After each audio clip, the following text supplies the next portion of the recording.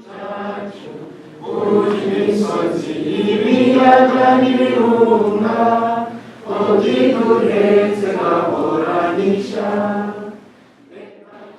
22nd, 2017.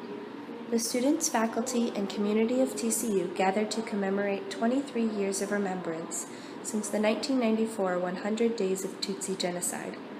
Following the traditional Walk to Remember, all gathered into the DJ Kelly Alumni Center for a time of remembrance and reflection. You created us in your own image. And here we are, Lord Jehovah, mighty God, to celebrate as we remember our brothers, our sisters, our uncles, our parents, our friends who passed away 23 years ago, being killed because of who they were. Guest speaker Valentina Iribagiza from PBS Frontline's documentary Valentina's Nightmare spoke of her experience throughout the genocide. Despite the trauma of her past, she closed with these words of hope. Be proud of who you are. And realize that one in chapter. Whenever you believe, you can. Because it's how you made him. It's how he changed him. It's how you change others. Taken aback at the amount of hope these people found despite the incredible suffering they endured, I decided to further investigate the root of Rwanda's miraculous recovery post-genocide. Darlene Nziza and Aurora Manzi are currently students at TCU, both from Rwanda and born a few years after the genocide. I asked them first about how the church has played a role in building Rwanda today. Right now, there are some churches that were made genocide commemoration sites, so people don't go in them. They're just closed, and then people can just say, "Oh yeah, some people were killed in there."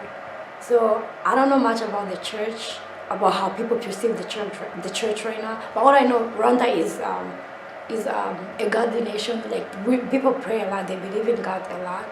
So I'd say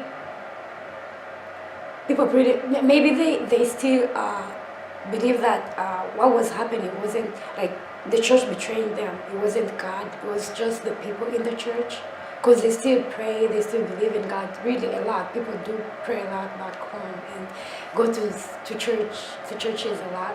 So I would say maybe maybe they overcame that feeling that the church betrayed them, because they still believed in God, and they still believe that the church is where they go to meet God, not because of the people who are in the church, but because that's where God is, that's where God resides.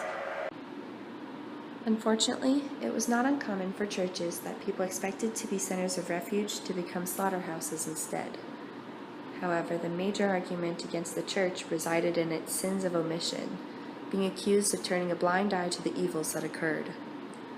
Although they were hurt, people were finding hope in the gospel of Jesus Christ. Ministries were formed to counsel men, women, and children who lost it all.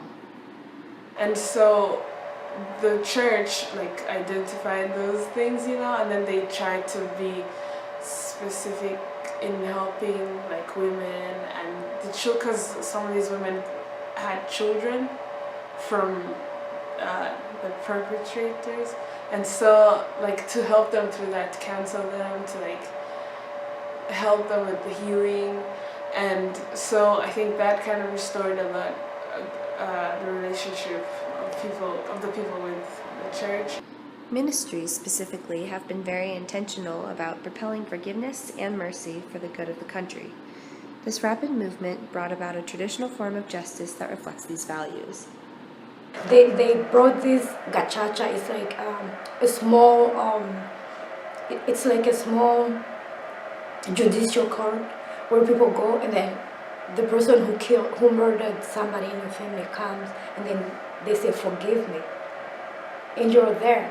I mean, if I was there, I don't know what I would do, but because you're surrounded by the family, you're surrounded by other people from that community, and they support you, and they show you that forgiving that person